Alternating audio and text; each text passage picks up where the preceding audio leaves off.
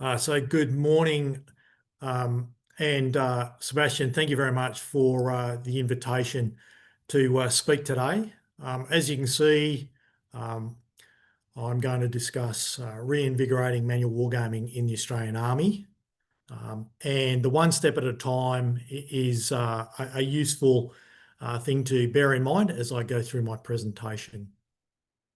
So this is me. I'm a serving officer in the Australian Army. As you can see, I'm the Staff Officer Grade 2 Wargaming and Simulation in the Australian Army's Battle Lab. I just want to say first up, obviously what I'm going to discuss, they are my own opinions. They don't necessarily represent those of the Australian Department of Defence, the Australian Army or the Australian Battle Lab. Very quickly, myself, I have been serving in the Australian Army now for 4 decades. I'm right at the twilight of my career. I have been a hobby wargamer since I was in high school, and a serious or professional wargamer basically for the last decade. I've been in my current role for the last 3 years. And I'm going to discuss, as I said, wargaming within the Australian Army, and sort of how we've gone about reinvigorating the use of manual wargaming for education purposes.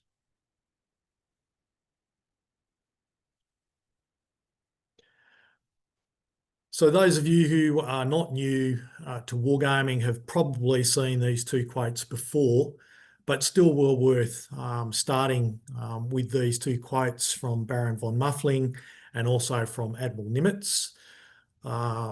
Muffling's is well worth thinking about. It is something that I bang on about all the time. Wargaming, it's not a game at all. It is actually a method of training. The other thing to bear in mind is that you can learn a lot through the use of both manual and digital war games, as the US military, and in particular the US Navy, did prior to World War II, as they wargamed Plan Orange. And as noted there by Admiral Nimitz, the fact that he didn't feel that there were any real surprises during the war because they had wargamed many of the potential actions by the Imperial Japanese military, both Navy and Army.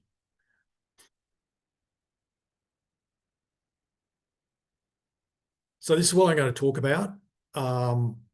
So first of all, what are we talking about when we discuss wargaming in the military context?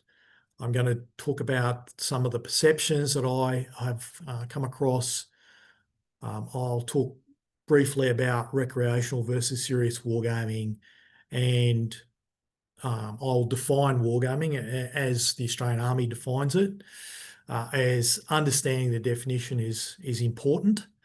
I'll then talk about some of the common barriers to taking up wargaming for educational purposes, the rationale for why you should use educational wargames in the military. I'll give an overview of what's happened over the last 30 years, which sort of is the scene setter for the rationale for reinvigorating wargaming in the Australian Army. And then I'll talk about the campaign, the command guidance, the approach that I've taken, and finish off by discussing some of the wargaming projects that I've worked on and what's happening in the future, and then finally wrap up with some sort of final points and any questions and potential discussion.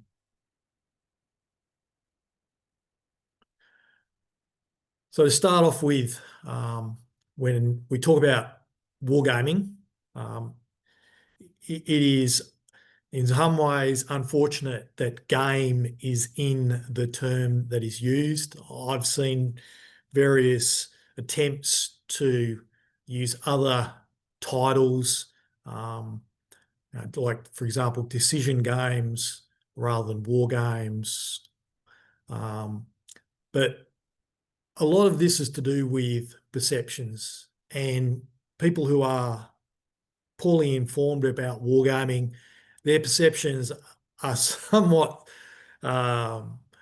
similar to what you can see on the screen here.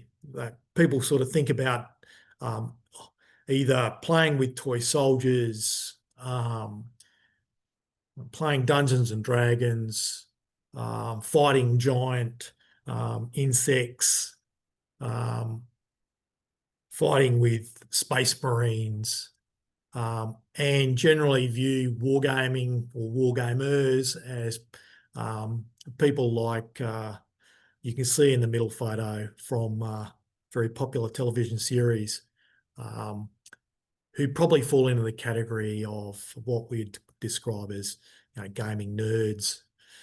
And that is something that we need to overcome. And it's not necessarily an easy thing to do. What we're really talking about is serious wargaming. So these images are examples of serious games from the original Kriegsspiel in the top left, or the wargaming that was done by the Royal Navy to defeat the U-boat threat, which is the top middle image, or wargaming on the floor there with the US Navy, or as you can see, US Marines, Australian soldiers, members of the US Army, members of the British Army in the bottom left corner, members of NATO, and multi-services. So not just Army, but you've got USAF there, there's Navy, etc. Right. It's a serious undertaking, but again, I've discovered that it is not always viewed as a serious undertaking, and you need to educate people to overcome that initial thought that some people have, that wargaming is not a serious endeavour, and that it offers little in the way of value as an educational tool, which of course is not correct.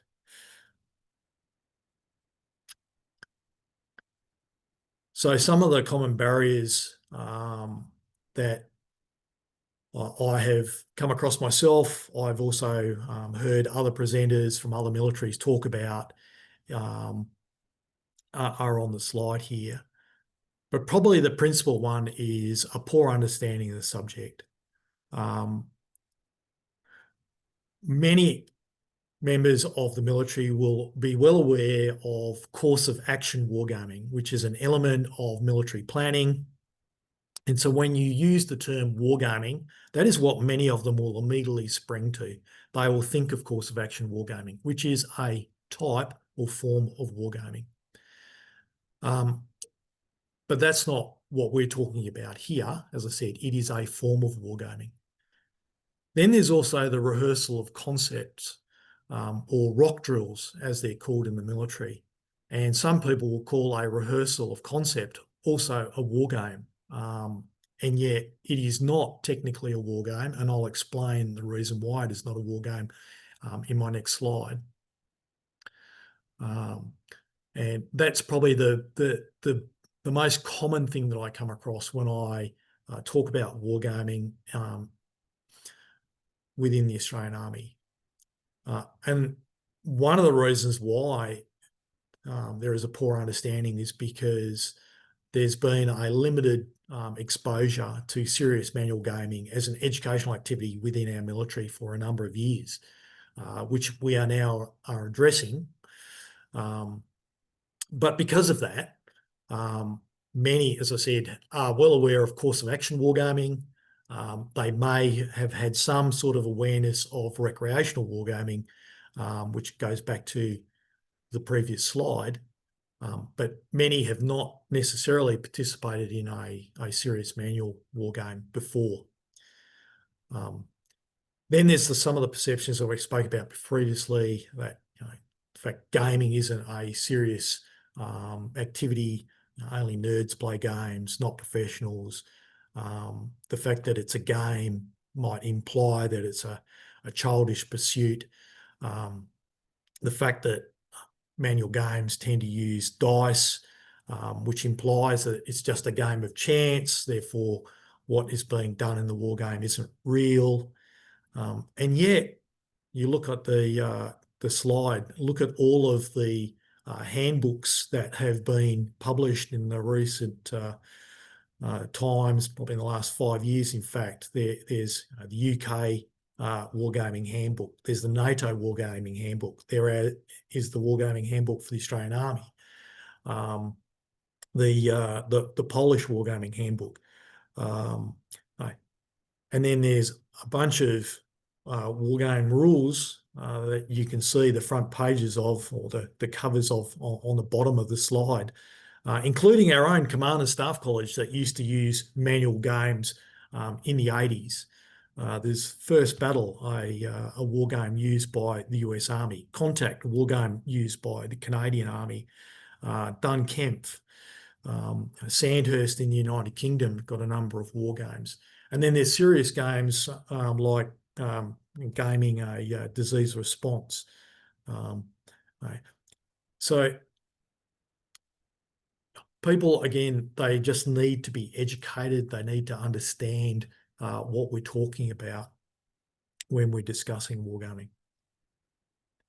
So it's important, therefore, to define what is a wargame. So this is the definition that the Australian Army has used.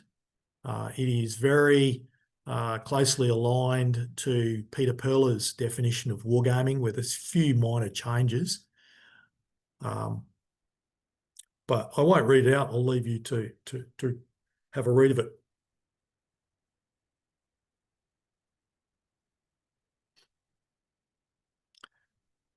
So the key points, okay, a war game has to be adversarial. If what you are doing is not adversarial, I would suggest that you are not actually conducting a war game. A war game is a decision-making technique as well. For educational purposes, it is normally conducted in a safe-to-fail environment. That is to say, people are able to make mistakes and may not necessarily be judged by those mistakes, or be judged by the fact that they fail, because you can still learn even when you fail. And remember, that is the point of educational wargaming. A war game is also a representation of conflict and competition. Normally, war games use some form of rules, data, and procedures, and the game itself both shapes and is shaped by the participants. And because of that, no one war game will ever be the same as another, even if you're fighting the same battle, using the same rules, with the same scenario. They will always be slightly different, which is also worth bearing in mind when you're using wargaming for educational purposes, because sometimes what I have come across is instructors who will say, oh, well, we'll use a manual wargame as a means by which we can assess trainees on a course. And I then quickly try to point out to them that, well, first of all, we need to be conducting a war game in a safe-to-fail environment. If you are using it to assess people, that is no longer safe to fail, because there are consequences if you fail during the war game, which then has an impact on the participants potentially learning lessons from the war game, which is the real reason why you're undertaking the war game. And through wargaming, the instructor can actually draw out lessons either during the game or after the conduct of the war game.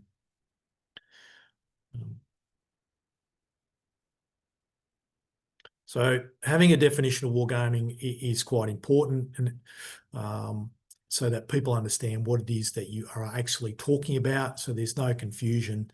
And as I said, we don't have people who are doing a rehearsal believing that they're actually conducting a war game when they are not. Because most rehearsals are not adversarial, and that's the point.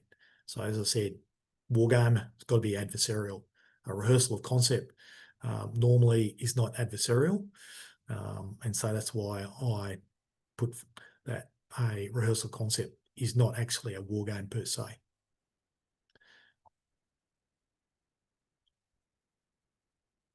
So why should we be wargaming in the military? Simple answer, it enhances our people's decision-making and their understanding of problems. So through the conduct of a war game, the participants can gain insights or an understanding of a particular problem, normally a tactical problem, but that's not always the case. And that understanding informs their decision-making. So the more they understand, the better informed their decisions will be, and hopefully the better their decisions actually will be. Obviously, we will, through the conduct of a game, we can practice our decision-making. We can start to appreciate the risks that we're taking, and we gain an understanding of competition and what our adversary is doing, and adversarial thinking. A manual game also enables you to conduct multiple sets and reps, which is key to assisting in developing mental models. And the rationale behind developing mental models is that it supports pattern matching and recognition prime decision-making, which is the principal way that humans actually make decisions when they are in a stressful environment. So if you are under fire and you are dealing with a changing situation and you need to very quickly make a decision, a war game, if you are doing war games over and over again, enables you to build mental models, and those mental models enable you to arrive at a decision, and hopefully a better decision, much more quickly, and not necessarily have to take more time to go through a deliberate decision-making process. The other thing a war game will enable you to do if you are undertaking a war game with the people you work with or with others is that you start to gain some understanding of the people that you're working with, how they think, how they behave. So it does give you an insight. So if you're working in a headquarters environment, get the headquarters staff together and participate in a war game, it does enable you to determine some sort of insight in regards to the people that you are working with, their bias, etc. So again, another useful tool for exploring that side of your team. War games also exploit the participants' imagination, enables the participants to be creative, come up with new ideas,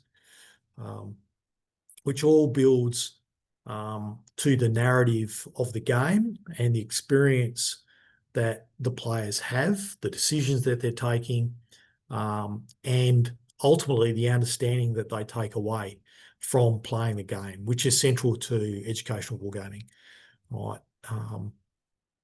Learning occurs throughout gameplay, but is normally reinforced through a period of reflection, which does occur during the game, but also after the war game.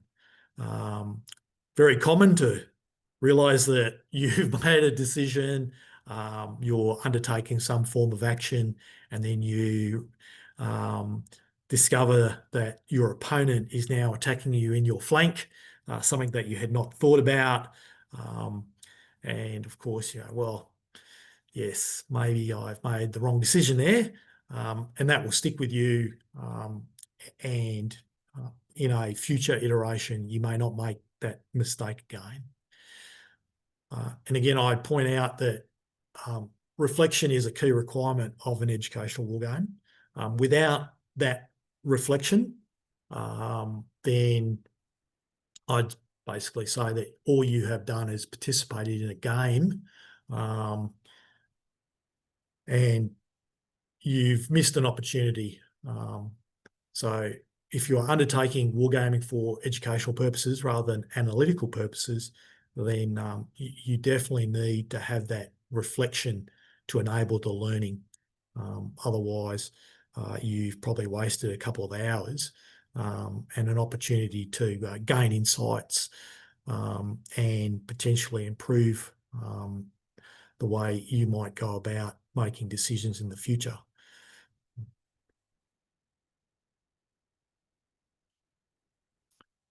Right, so I'm going to run through now what sort of happened in the Australian Army for the last sort of 3 decades.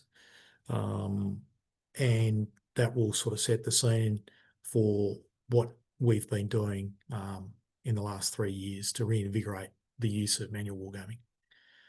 So the Australian Army did actually have a very strong wargaming capability in the past. In the 1980s, clearly, predominantly, we used analog or manual wargames. We had some computer-assisted wargaming.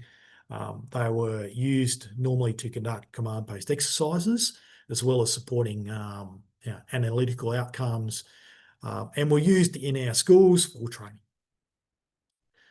In 1984, the Army Wargaming Centre was established, which is in fact what the Battle Lab has now become. But my organisation within the Battle Lab initially started out as the Army Wargaming Centre. But in the 1990s, with the arrival of home computers, manual wargaming basically went into decline. And that was very common in other Western militaries as well. And so the use of digital wargaming or simulation basically started to take over. And in 1993, we established the Army Simulation Group, and we had 7 battle simulation sites built. And those sites support the local army units. We've got these sites in each of the major brigade locations. We can accommodate up to 150 soldiers, and you can see some images there of soldiers sitting behind computer screens there, participating in a digital war game. And so that is what we still do. The land simulation and wargaming element of the Battle Lab still runs those 7 battle simulation sites. But from the 1990s through to the early 2020s, the understanding of manual wargaming pretty much declined to the point where, with the exception of very interested individuals like myself, for example, the use of manual wargaming pretty much disappeared and was no longer being used as a training tool.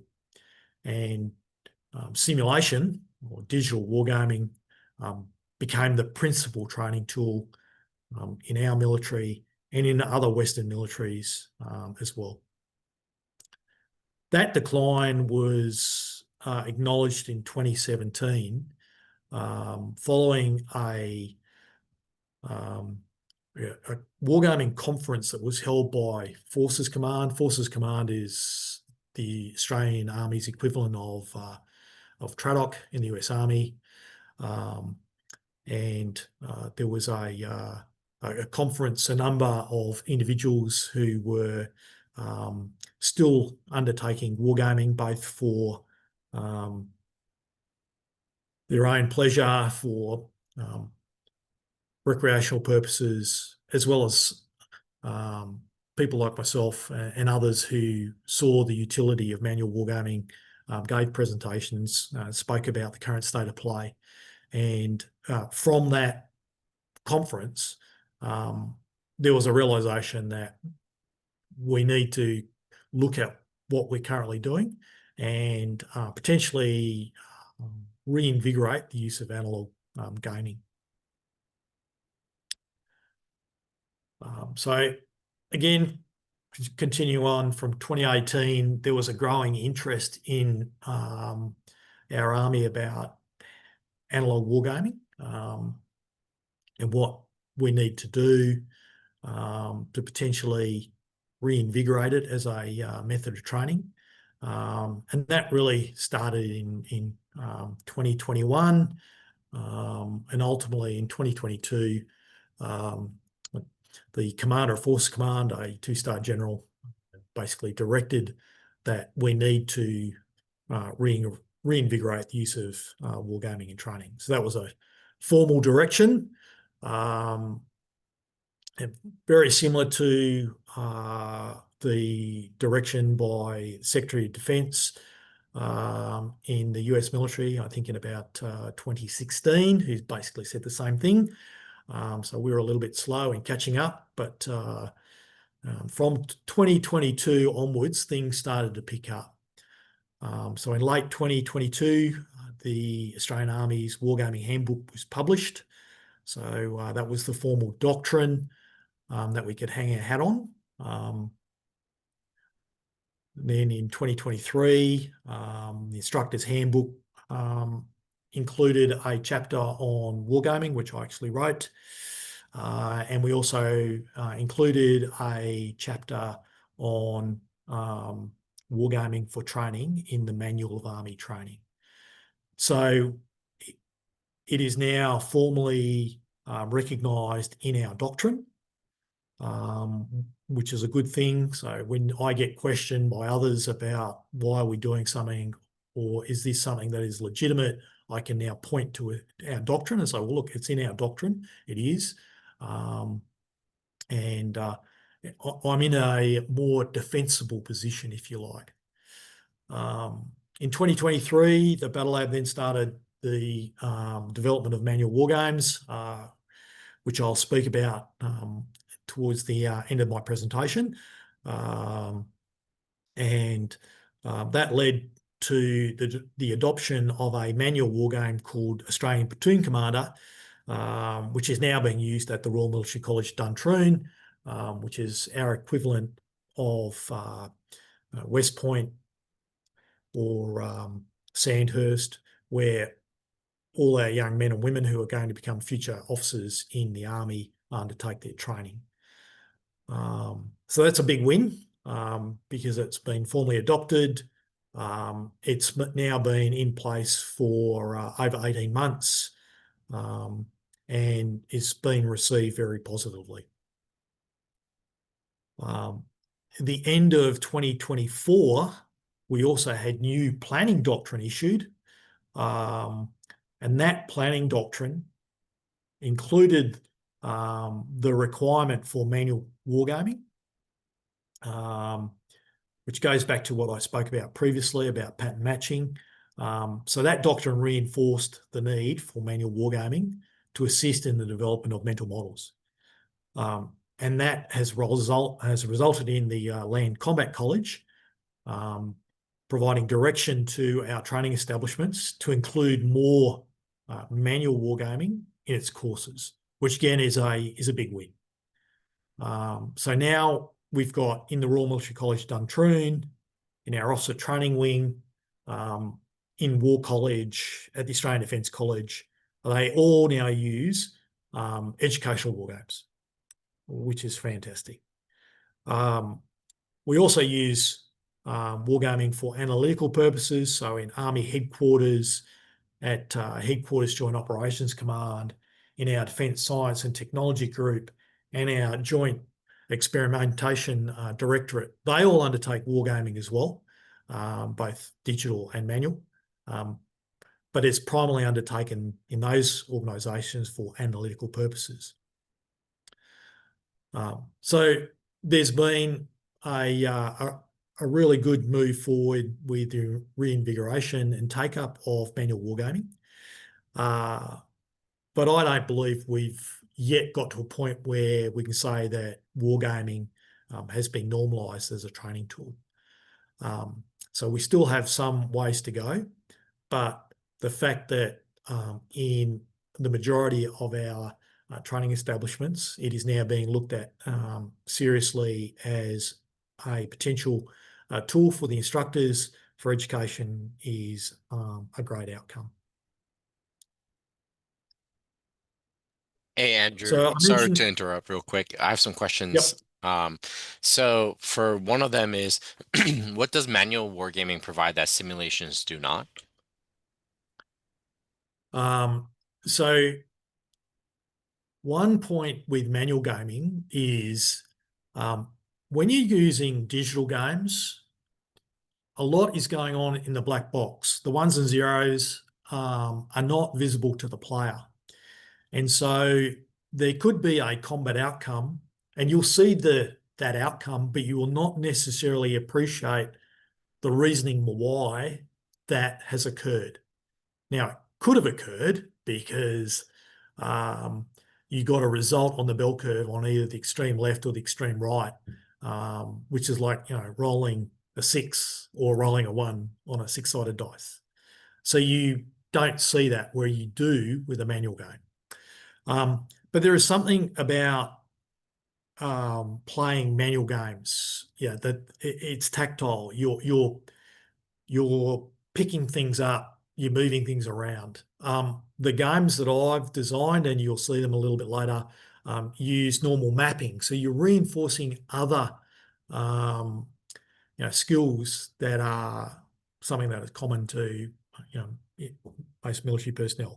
They can read maps, they understand that sort of thing. But the big thing is it's from a educational standpoint, without going into the ludology and a number of other things, there are benefits about using physical war games that you do not necessarily get with a digital game. Yes, there are benefits of using digital games, and I think the point here is you need to understand what's the purpose, what are the objectives you're trying to achieve, and then you pick the appropriate tool for the job. So there are some things that where using a digital simulation may be the more appropriate tool. But to just only have that tool available to you and not use manual games, then you are missing out. One of the other ones too is using most digital games. There is a lot more time that you need to expend to learn to use a digital system. Unless the GUI is a really simple,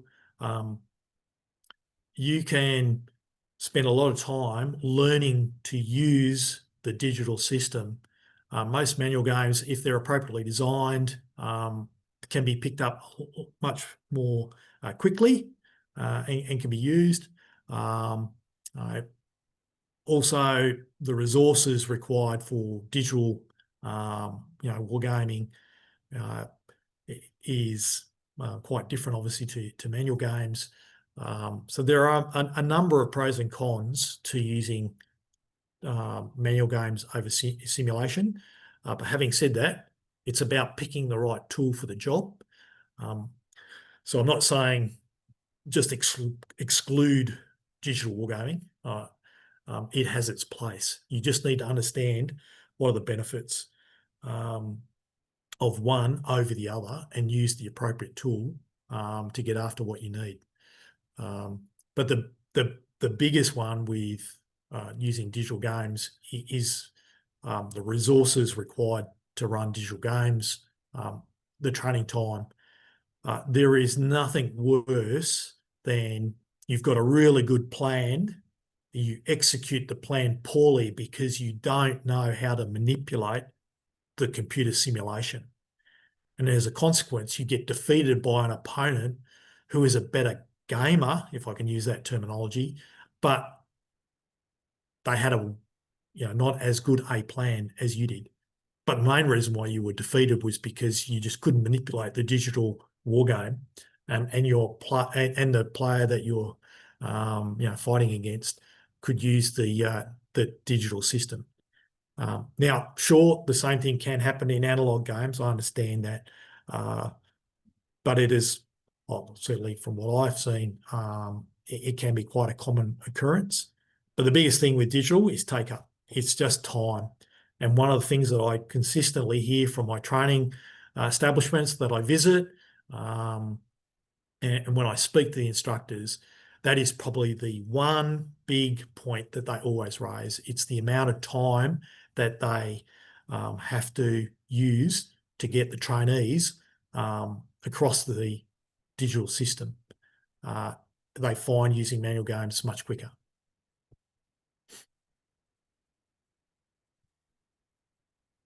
Andrew, the next question says, if you were to compare Cold War era wargaming and wargaming today, how has wargaming evolved and what direction should the future take?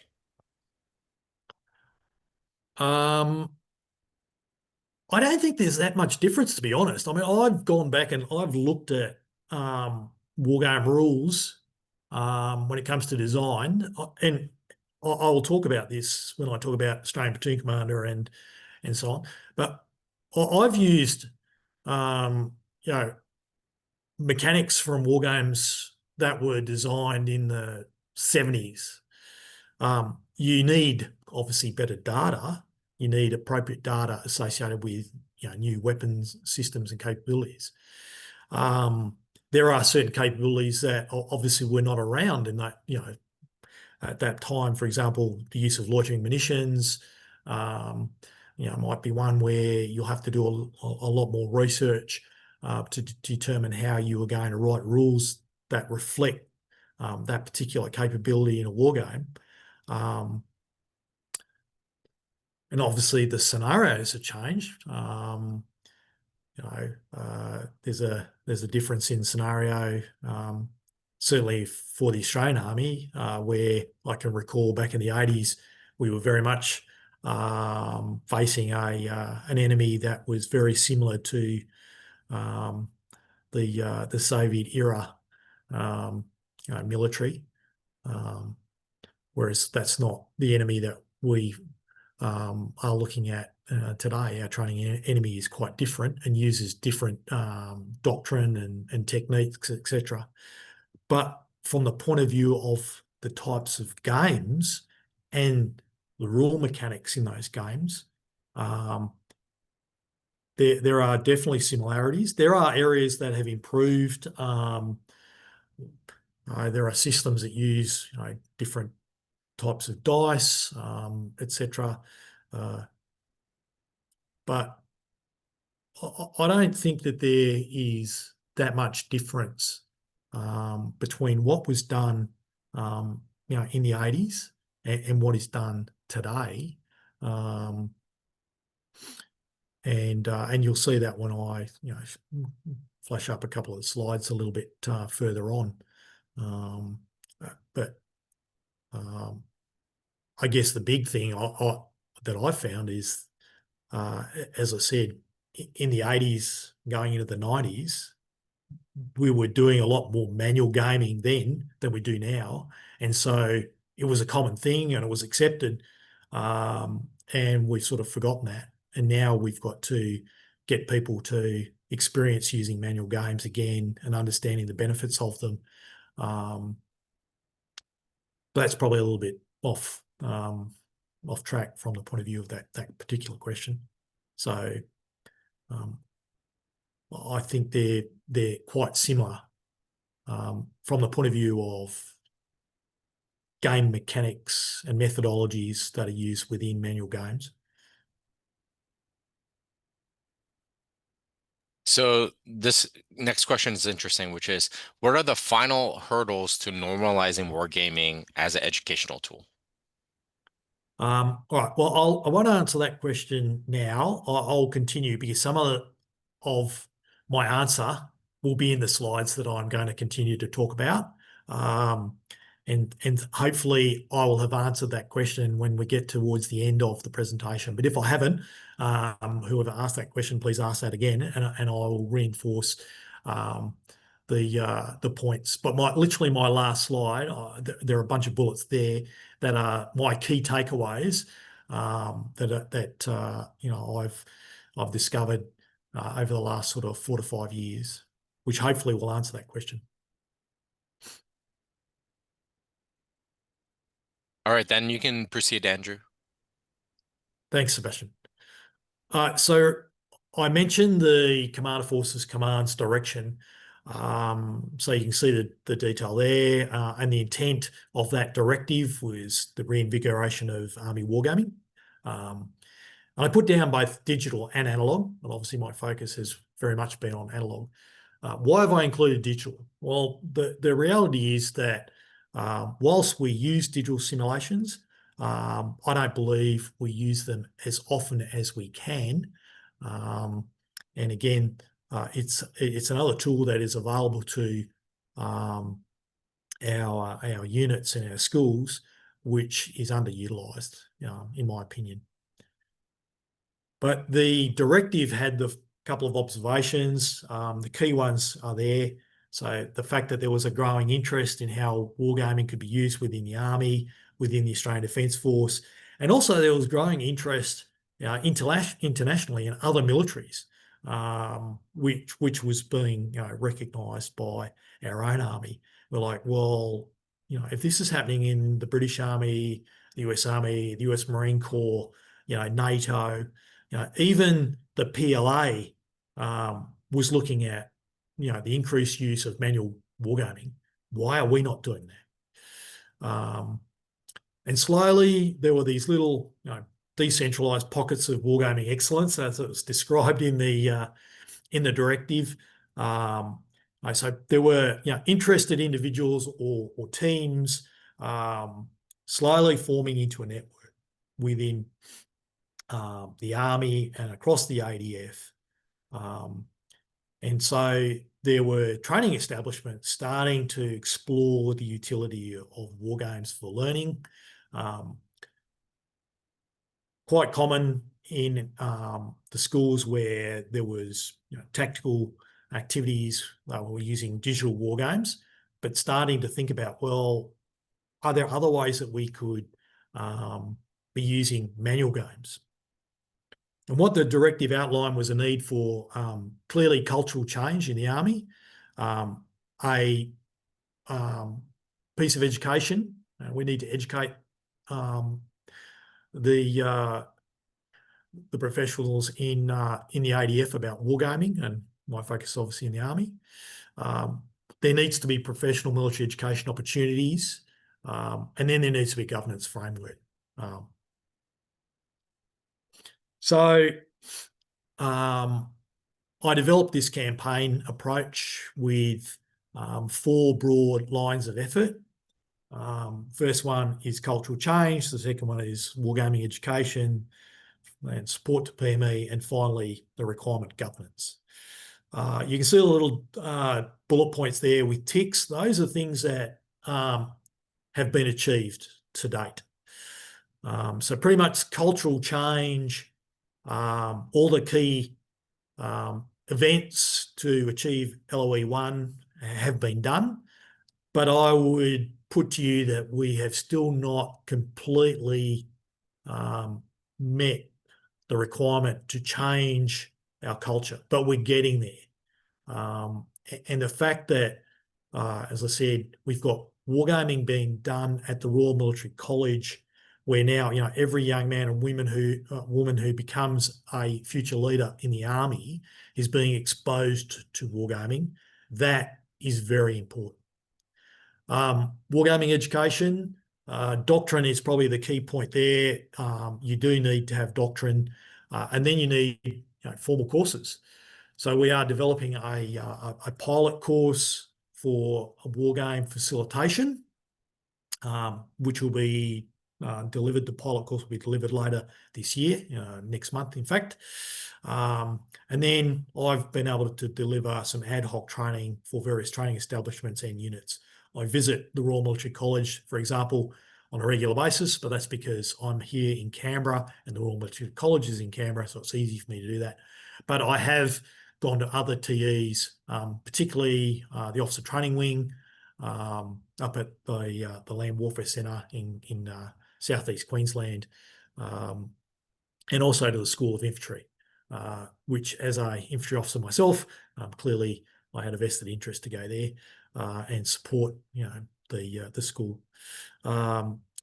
Support for professional military education. So the things that we're doing there is we run an annual, it's now an Army tactics competition, which is actually, we use a digital war game to do that.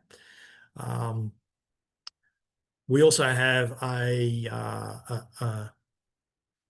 competition that is run by the ADF Wargames group. We had planned for a design competition, but that has not happened yet. That is something that we might look at in the future. And I've also developed a number of analog wargaming tools to support PME in units, which I'll talk about. Finally, there's wargaming governance. Nobody likes governance, which is fair enough. I don't like governance. But the reality is, if you don't have a governance framework, if you don't have a lead, if you don't have direction, then you may not be delivering what Army needs. So there's a requirement for governance. And you can see the key things there. So, we need an invested patron. We have got a land wargaming board, but that board has not sat.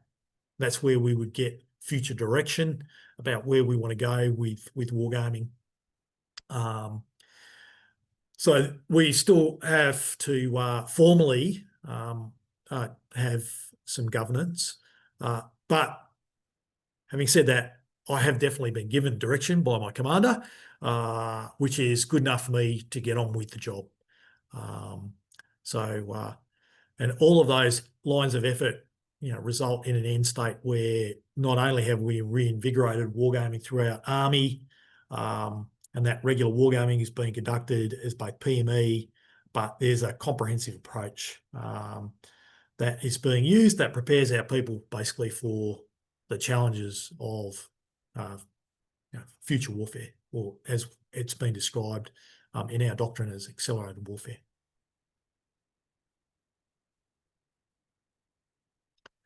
So these are the things that I have done for cultural change. So these are some of the initiatives.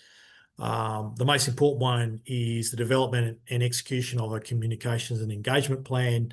That is predominantly about having an internet presence. So you can see a snapshot of the Army Wargaming webpage there. So it's an intranet site, only accessible on the Defence Network. We also have Decisive Edge, which is a PME intranet site on the Australian Defence Educational Learning Environment, which you can see down the bottom, the right-hand side, which is predominantly focused on digital wargaming.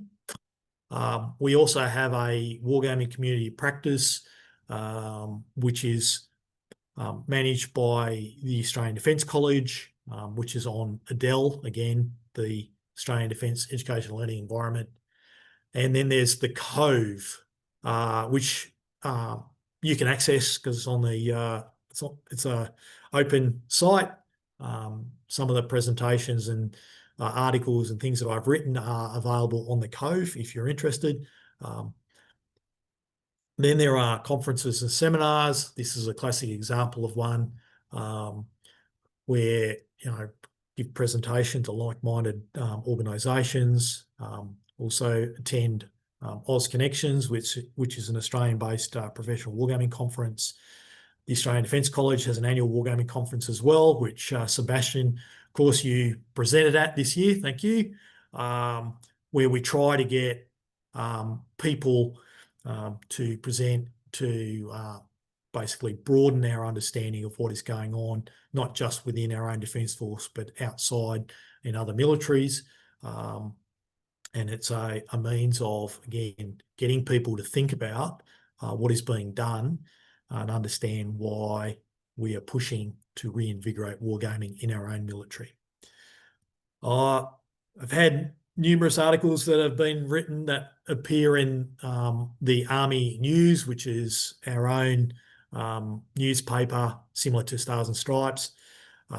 We have Army Battle Lab publications as well, where I've had articles written. I work collaboratively with the Cove, who also supports a number of wargaming initiatives. We conduct demonstrations also during the ADF Wargames Association events. They've two major events every year, and I attend those and put on demonstrations of serious games, because the ADF Wargames Association predominantly focuses on recreational wargames. And then there's strengthening ties with like-minded entities. So that's both internal of the Army, it's more broadly within the Australian Defence Organisation with Defence Science Technology Group, the Air and Space Power Centre, etc. And then with our allies, including the US Marine University, West Point, DSTL in the United Kingdom, the UK Fight Club, and then there's other entities, including this presentation. So they're the things that I've been doing to try to develop cultural change within the Australian Army. And we're getting there slowly, but there's still work to be done.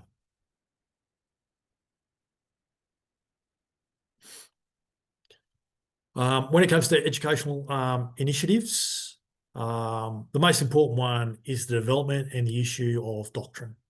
As I said previously, it's really important to actually have doctrine. So if you get questioned, you can point to doctrine and go, well, there's our current doctrine, which reinforces the reason why we should be undertaking wargaming. So we had a wargaming handbook published. There's an e-copy that's available on the Defence intranet. You can find a copy on the World Wide Web. I think it's on the UK Connections website. We had 500 hard copies also distributed to Army units. I already mentioned the fact that I wrote a chapter for the Army Training Manual, which is basically the governance framework, and included an amendment in the Instructor's Handbook, which talks about how to use wargaming for training. There's the proposed training that I mentioned, the Wargame Facilitators course. We're still thinking about the development of a wargame design course, but the Australian Defence College includes a wargaming unit as part of attending Command and Staff College. So that supports the requirement for training associated with design. And that's been going now for, this will be the second year that it's been offered as a unit. We have got a professional gaming list, which I recently updated in July this year. That list is actually on the Cove. Again, you can find it if you do a Google search. It updates the previous DG Tradox professional gaming list that came out in 2022. I ensure that I am closely aligned with the Land Combat College. So the Land Combat College basically commands all of our combat schools. It is the training authority for our foundation training. And so I try to make sure that I'm in lockstep with what is happening in the Land Combat College and what is happening in their TEs, so that whatever I'm developing meets their need, which is the key requirement. And then I have conducted some training in select units for PME.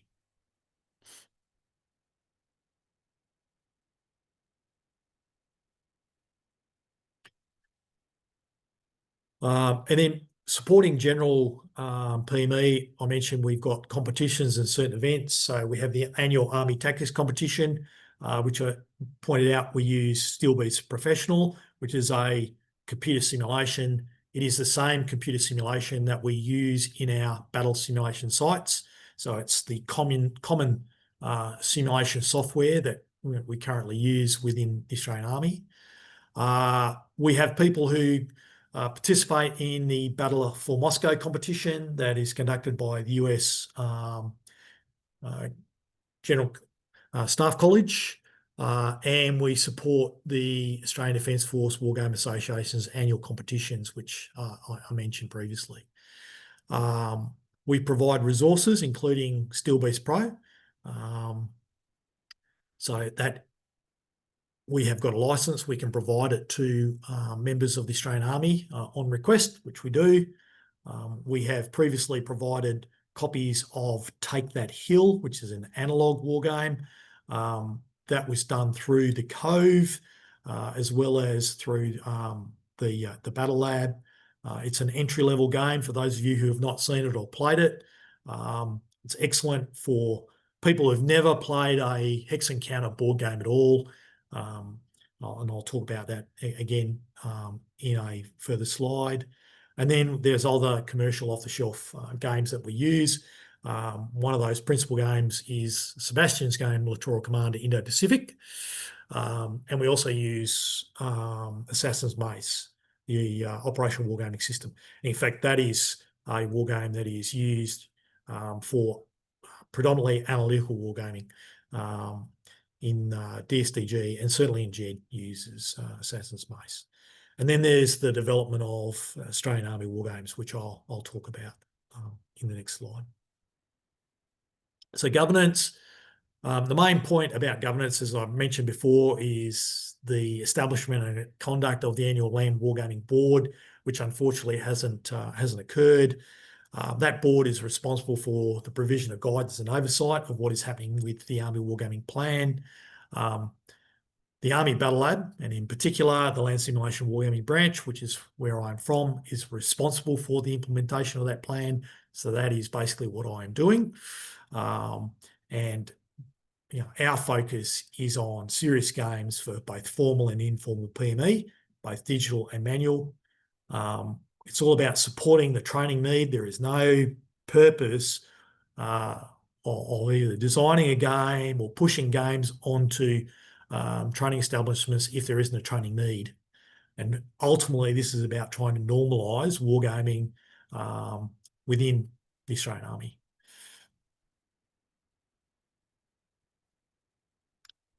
So they're all the key parts of the campaign. What I want to talk about now is some of the things that we've been using. I mentioned Take That Hill. So this is a quick intro to Take That Hill for those of you who have not seen the game or played it. It's a professional war game recently designed by Phil Sabin from King's College. It was taken up by the British Army and the Fight Club, or now Fight Club International, as a war game primer, as they describe it. It's a traditional Hex Encounter board game. You can see an image there. The focus of the game is on fire and movement, and that's in the context of conducting a dismounted platoon attack. The game itself introduces basic wargaming concepts. It can be used for developing an understanding of infantry minor tactics, i.e. fire and movement, and making decisions post-H-hour. Both the Battle Lab and the Cove that I mentioned, we've distributed over 100 copies since 2021 to various units. We give them away as prizes. The Cove was giving them out to people who wrote good articles that then went on the Cove. And we've also provided a print and play copy, which can be downloaded from both the Cove and also the Defence Intranet. So that's a good start point for people who have never played any form of Hex Encounter game. The challenge, though, is to actually get people to either download it or get it into their hands and get them to put 30 minutes of their time aside to play the game itself. But it's a good little game. Then there's Australian Platoon Commander. So this is a serious war game that I designed for use at the Royal Military College Duntroon, specifically to support both the full-time and the part-time officer commissioning program. It is a manual game or a tabletop war game. It uses maps. Obviously a set of rules. You can see the rule book there, dice and unit tokens, which you can see in the image. The way it's used by the Royal Military College is normally the cadets will be given a problem where they'll undertake a tactical exercise without troops, shoot. They will consider that problem, they will arrive at a solution, i.e. they develop their plan, and then using the manual war game, they can now fight their plan against a thinking enemy, another cadet who plays red, and make post-HR decisions. So this helps in the development of the cadets' critical thinking, foresight, and it exercises their decision-making. And as you can see, the way it's being done is that's 160 cadets, in one sitting, undertaking wargaming over a period of a couple of days. And they have multiple iterations of that in both second class and first class, which is great. Had very positive feedback from the staff cadets themselves, as well as the RMC instructors, and that's great. So it meets the need. And in fact, RMC has now gone beyond what I sort of envisaged and are looking at other ways that they can use it as an instructional tool, which is great. It's currently being considered for our sergeants course, the foundation sergeants course, so for young corporals learning to become sergeants, as well as the infantry, so the Royal Australian Infantry Regimental Officers course, and also the Infantry Subject to Sergeants course. And you can see in the bottom image that's members of the School of Infantry playing Platoon Commander in the Officers' Mess as part of the PME. So originally 100 games were developed and distributed 2024, and it's proved very popular, and the Commander authorised the production of another 500 kits, which I am slowly going through the process of distributing again now to Army units this year. So that's been great, really great success story. But it's only at the platoon level, so we need other things, right? Because not everybody wants to fight platoon or up to combat team. So you can use this war game to fight up to combat team level actions. But what about battle group? What about fighting in a joint environment? So we have taken Littoral Commander Indo-Pacific from Sebastian with his approval and with in consultation with the Deeds Foundation, and we have developed Littoral Commander Australia, which basically uses exactly the same mechanics as the original war game developed by Sebastian. So it's a traditional hex and counter board game, and it's used at our War College. For those of you who've played it, you should appreciate it's a grand tactical educational war game, 2 to 6 players, all about a possible conflict in the future in the Indo-Pacific region.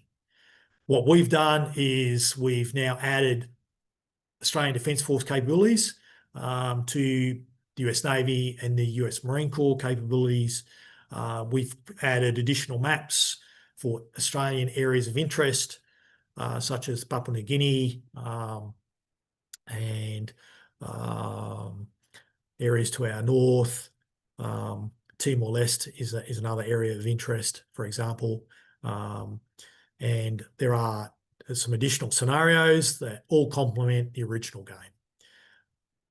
So that game allows the players to explore littoral warfare, multi-domain strike, and the use of integrated air and missile defence. It does that really well. And it can also assist players to understand Australia's strategic environment and the challenges that we may face in the future, and also the rationale for our recent Defence Strategic Review and the reason why we're now starting to invest in capabilities such as HIMARS and the submarines that we are looking to build in concert with the US Navy and the Royal Navy. We produced 100 copies of that, which have been distributed, and it again has proven quite popular, and we're currently producing another 250 copies, which again will be distributed to other units because of its popularity, which again is great. So thanks very much, Sebastian, for your assistance. I have to point out I was not the person who did that. It was developed by two of the instructors at the Australian Defence College, so Scott Jenkinson and Rob Engen, and I basically did all the hack work to get it printed and so on. But they're the actual game developers.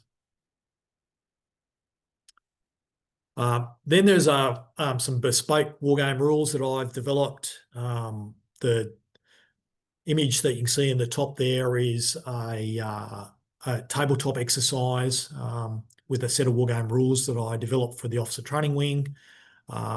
Basically, it enables the conduct of a double-blind wargame using the correlation of forces, so where you basically determine your combat power and you're attacking 4 to 1, and you can see whether you succeed or fail.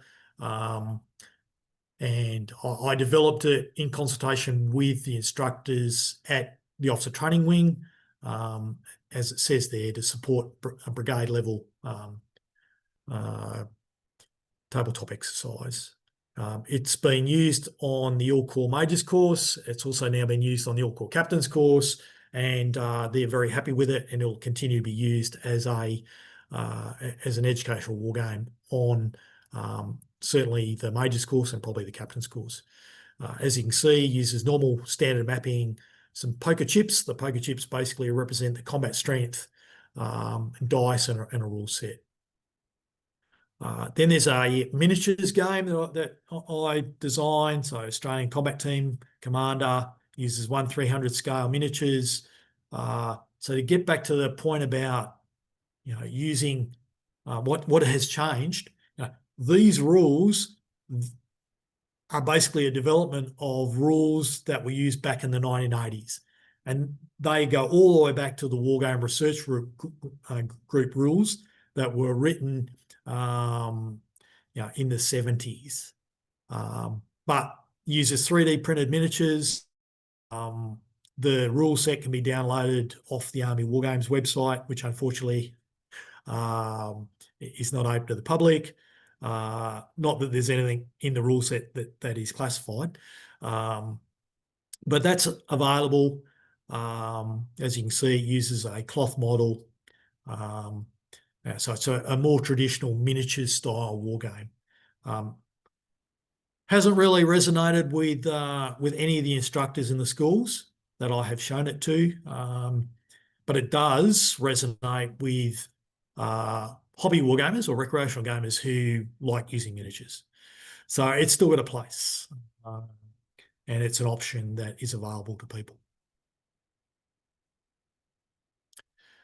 Australian Combined Arms. So this is the latest wargame that I've developed. It is focused at the battle group and combat team level. Again, it is similar to Australian Platoon Commander in that it uses traditional military mapping, which is blown up. It uses very similar style of counters, and again, rules and dice. It has again been play tested by the Officer Training Wing, and also trainees on the Combat Officers Advanced course, which is the course where captains and some majors who are going to become subunit commanders in combat arms, so armour, infantry, attack aviation, artillery, engineers, they all do that course as part of their promotion requirement to major, and so they can become a subunit commander. And this is the war game that they are going to be using to supplement the digital wargaming that they've been doing. And in fact, they'll probably reduce the amount of digital gaming that they have done and start using more manual gaming because it is easier. I've already explained the rationale behind that. So it's the first run. There'll be 100 copies. I'm looking to distribute it in this quarter of the year. It is literally going to press at the moment. So that is in train. I've also got what I call a mud model in a box. This is just a concept demonstrator. I've shown it to a few people. It's a modular tabletop mud model. Helps for visualizing the battle space. You could use it to play a number of the war games that I've already developed on that terrain. You could also use it for quick decision exercises, but that's currently just a concept at the moment, and I'm yet to determine whether it'll move forward, whether we'll start using it as a training aid or not. So that really brings me to my final slide. So hopefully I've answered that previous question about what needs to be done. These are my sort of final observations, my takeaways, that if you are looking to do something similar to what we have been doing in the Australian Defence Force, these are the things that I think are really important. There is definitely a need for command direction, and you need a senior officer as a sponsor. Without that, you will find it difficult to push the use and the utility of manual games in particular in TEs. And I've been very fortunate in that we do have command direction, and I have been able to gain command support either directly from my commander or, for example, from the commander of the Land Combat College in particular. Whatever you do when you are looking at designing a war game, you clearly need to understand what's the purpose, what are the training objectives you're trying to achieve, because the game has to link to the training need and needs to link to doctrine, and you need to understand what is the player role in your game, so that the players are making the right types of decisions. So, if you're developing a game for cadets who are going to become future platoon commanders, then they are in the role of a platoon commander, not a battalion commander. They're not in the role of a tank commander fighting, that particular vehicle and determining whether they should be loading sabo or that. We want them making the right decisions, the sorts of decisions that they have to make for real in the field. So that's important. I think you need supporting materials. You need that doctrine. You need to make or develop, guides, and you clearly need manual war games to provide to people. Or you need to recommend commercial off-the-shelf manual war games that meet the training need. And the classic example, of course, would be Sebastian's game. You need to message and educate both up and down. Right? You will definitely need to educate people above you, as well as the new joiners, to again make people understand the reason why wargaming is important from an educational perspective. If you target your initial or foundation training establishments so that you capture your senior non-commissioned officers, those future sergeants, and your junior officers, those lieutenants and captains, who are going to be your future wargame facilitators, right? That's what you need to do.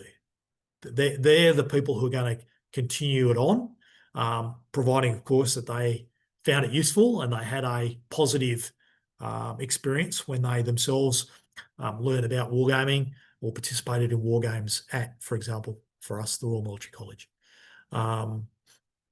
So target your initial or foundation training establishments before you go to others. There's still a role for bespoke games, don't get me wrong, but I think if you can get it into that a foundation training establishment, then that will help you to change the culture as well, right? So develop that initial war game, get it into the hands of instructors, get it out there, because the soldiers learn by doing, right? Great to have doctrine, but you need people to actually play, because the penny won't drop for many of them until they actually participate in a war game. It's one of the key things I found even when I was over at RMC. Within 15 minutes, the cadets that were playing the game were completely engrossed in playing the game. They were talking tactics. It was excellent. But the instructors who were standing back, not so much. It wasn't until I started facilitating, drawing out lessons, that the instructors then saw the utility of the game as an instructor.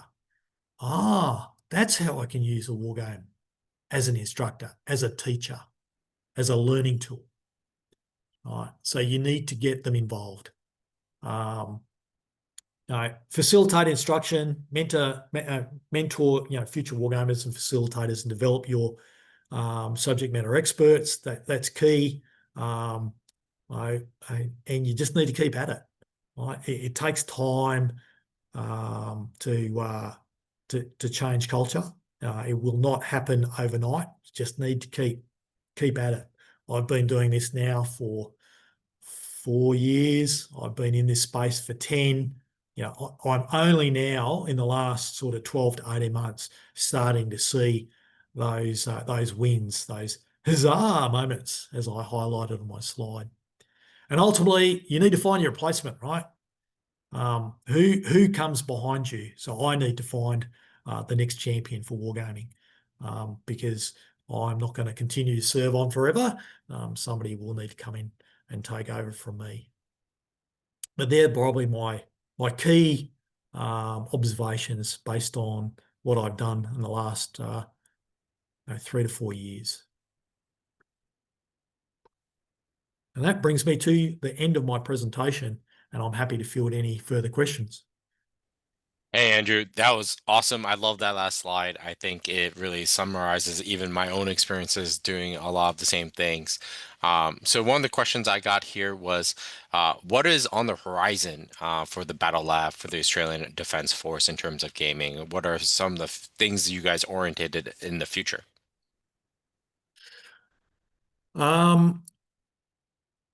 So what I would like to do is focus more on the delivery of training. So about training facilitators. We've got a handful of subject matter experts in what I describe as the community of practice within Army, more so in Army than in the other two services. But there's not enough. We need more. And so I would like to spend more time training, literally trainer. And the task that my commander gave me, which was ultimately to develop, the 3 war games. In fact, I've now developed sort of 4 or 5 to meet the training need. I'm on the cusp of finalising that now, but it's more about, okay, now that they're done, how do I point out to people, hey, here is a resource that you can use for training. Otherwise, it'll sit on a shelf and gather dust. It'll look nice. I need to get more recreational players playing serious wargaming, doing serious gaming.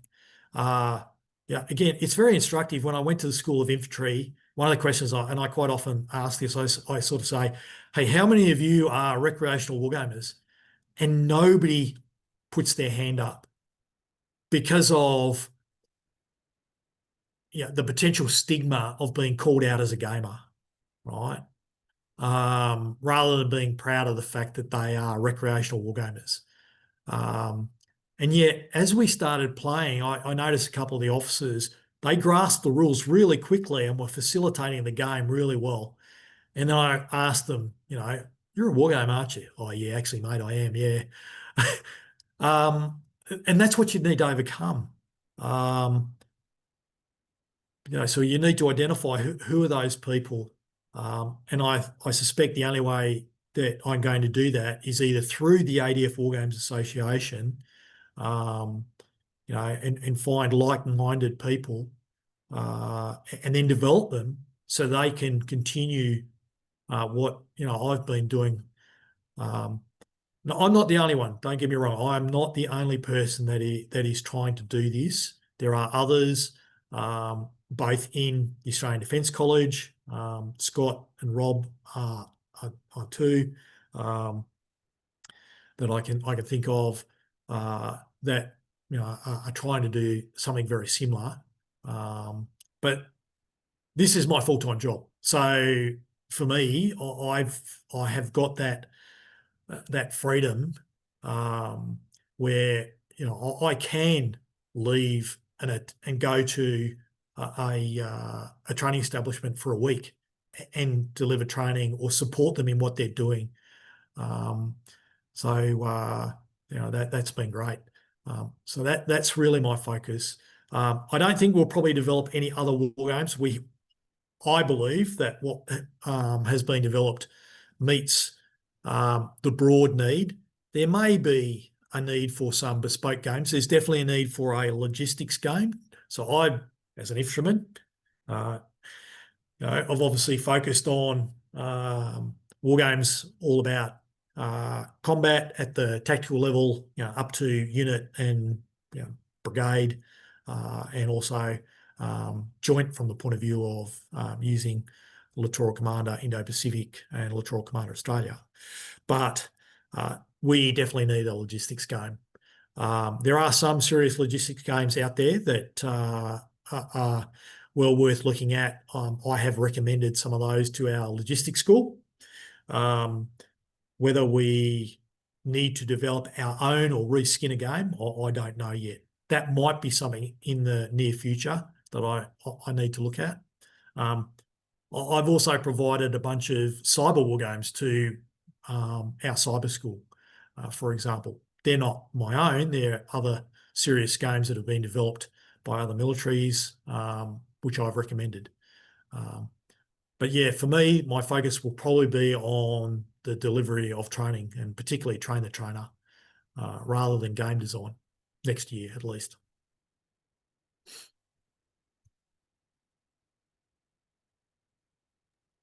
So, what have been one of your biggest challenges when you've been doing all these things? You have said you encounter several different kinds, and train the trainer is one of them that you're just sort of working towards now. But what have been one of the biggest challenges you have overcome or currently wrestling with? I think the biggest challenge is a general lack of education and understanding of the utility of manual wargaming within the army, and perhaps more broadly within the ADF. As I said, it's something that we used to do. When I was a junior officer, manual wargaming was quite common. Our School of Armour used to use miniatures, for example, and whereas now, if I went to the school and I spoke about that, there might be some interested wargamers, but many of the staff would never have experienced, participating in a manual wargame. That's probably the biggest thing, because you don't know what you don't know, right? And so it's that education piece, pointing out the benefits of using manual wargames. For me, I'm a one-man band. That's the other point. Whilst I am well supported by my commander and my immediate boss, who enable me to do what I'm doing, it's just me. Right? So I need to identify others who can help me. Now, there are others that can help, but as I said, I'm the only person who this is my job, right? And so, uh, again, it's really important that you engage with who you believe your customers are and sell what it is, you know, but being very mindful of what it is they require. And that's what I've done, particularly with the Royal Military College.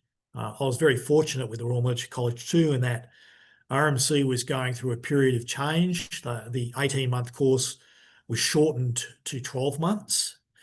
So they were actually going through a curriculum rewrite and change because of that, which offered a window of opportunity to me to say, hey, here is another training methodology that might be useful. It also helped that I had an informal conversation with the commander of the Land Combat College. We'd sort of served together in Afghanistan. He asked me what I was up to, pointed out what I was doing, and I said, hey, sir, it'd be great if I could, you know, develop a war game for the Royal Military College, for example. And he basically turned around and said, hey, that's a great idea, Andrew. I think that you should get after it. And that gave me the sort of tacit agreement to engage the Royal Military College. And then that was my foot in the door. I then determined what it was that they required, developed in consultation with them a tool, which was Australian Platoon Commander, and then it's been taken up. And now, because of that, more people are interested. And I just keep pointing to the Royal Military College as an example and go, look, if you don't believe me, speak to the instructors of the Royal Military College, you know, and find out from them their own experiences about how they're using this as a training tool. Because they are a fantastic example of how to go about using a manual war game for training. But it's education. That's the biggest thing. Getting over that hurdle. People don't know what they don't know. So Andrew, not to keep you too long, but any last comments before we close it out for today?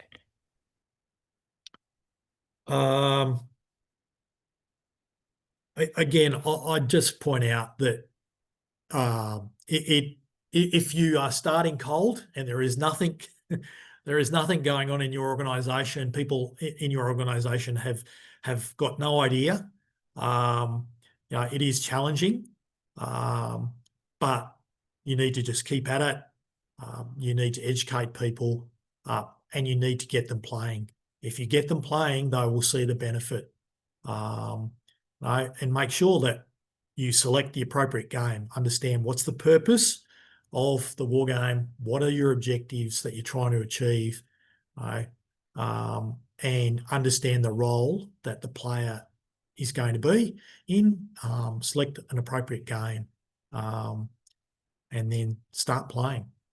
And you'll be surprised at how quickly you can convince people once they start playing that war game, if you've done all the right things, of course. So just keep at it. And finally, I guess I just need to say, hey, thank you very much for the invitation to talk. I hope you found it interesting. If at least another perspective from down under on what we've been doing in the Australian Army from the point of view of reinvigorating the use of manual wargaming. So thanks, Sebastian. Hey Andrew, on behalf of the Georgetown University Wargaming Society, thank you for spending your evening. It's quite late in Australia, and I know that's poor timing on my part. Apologies. But I really appreciate this. And one of the great things that we've been trying to do with this webinar series is to build a repository of people's efforts and lessons learned and things that they're doing to increase horizontal visibility. And I think this is great that we're able to highlight what you all are doing down at the ADF. And thank you again. And hopefully we'll have you back in a year or two, and we'll see what the progress has been. Yeah, terrific. Thanks, All mate. right. Thank you, everyone.